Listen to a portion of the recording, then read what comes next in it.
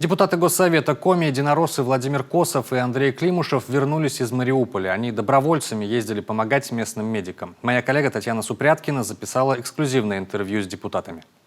Андрей Юрьевич, вы у нас один из первых, кто поехал добровольцем в помощь жителям Луганска и Донецка. Что вас подвигло на этот поступок? Сподвигло самое, наверное, простейшее – это помощь тем людям, которые попали в беду. Это жителям Донбасса, Луганска, Донецка, народных республик, для того, чтобы оказать им свою помощь в качестве медицинского работника. Попали мы по распределению Донецкой Народной Республики Минздрава в город Мариуполь, больница интенсивного лечения. Именно там требовались на тот момент медики, в общем-то, кем мы и являемся на сегодняшний день. Приехав в Мариуполь, что вы увидели в первую очередь? Что-то вас впечатлило, шокировало? Либо наоборот, вы были, наверное, очень удивлены тому увиденному? Шокировал сам вид города, контраст. Наши российские целые города, которые имеют достаточно хороший быт, коммунальные услуги и так далее, возможности ходить в магазины, жить мирной жизнью. Там, к сожалению, я увидел достаточно большие разрушения. Город разбит практически на 80%. Разбит, по словам очевидцев, я это подтверждаю, наши новости российские говорят правду, разбит именно национальным батальоном «Азов», то есть укронацистами.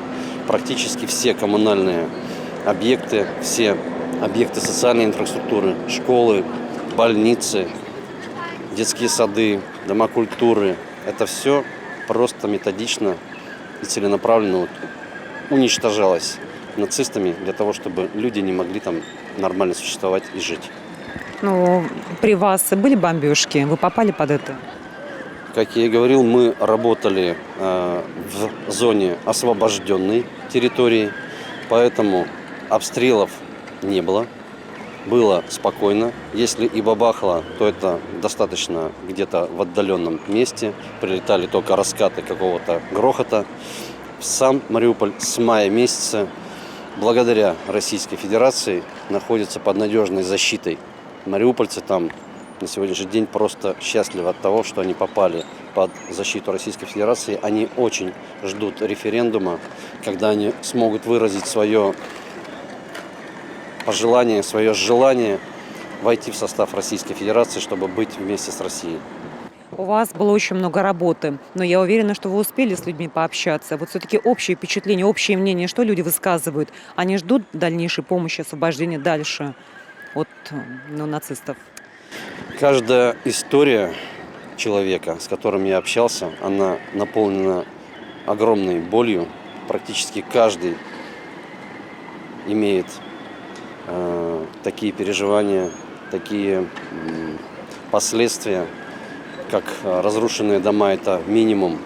У кого-то погибли родные и близкие, кто-то пропал без вести. Поэтому люди, узнавая о том, что приезжают к ним работать медицинские работники из России, у них просто появляется сразу же улыбка, такое счастье на лице о том, что они просто рады, неимоверно рады, когда Россия находится у них вместе с ними и помогает им в том числе восстанавливать разрушенный на сегодняшний день город. Ваши коллеги в медицинской сфере, они поддерживают такие поступки? Есть среди ваших знакомых, кто желает также помочь съездить жителям Донбасса? Такие люди, слава богу, они есть, и они и будут в нашей стране, и всегда. Мы этим славились, что мы готовы бескорыстно и от души помогать тем людям, которые попали в беду. Конечно, говоря о том, что работают люди там платно или пытаются заработать деньги на том, чтобы приехать и получить там какие-то материальные блага, здесь просто вопросов нет. Когда ты говоришь, что ты приехал сюда именно с добровольческой миссией во время своего отпуска, для того, чтобы оказать им возможную помощь со своей стороны, люди просто ну, просто кланяются. Говорят огромное спасибо вам, ребята, россияне, что вы с нами. Мы в вас очень нуждаемся. Мы хотим быть в России. Депутат Владимир Косов в свою очередь обратил внимание, что республика всесторонне помогает городу Ровеньки Луганской Народной Республики. Откликнулись десятки предпринимателей и неравнодушных граждан, которые собрали тонны гуманитарного груза. И эту инициативу, считает депутат, надо всячески поддерживать.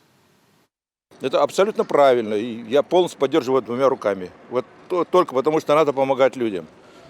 Многие просто не понимают, вот, ну, воспитание такое было 30 лет, ты живешь только для себя, и все остальные пошли к черту, вот, ты только вот такой. Вот. Это неправильно, это неверно. Я же говорю, если раньше наши в Испанию ездили, там в Китай, во Вьетнам ездили люди, отдавали жизни, и это считалось нормой. А это наши люди, и наша территория.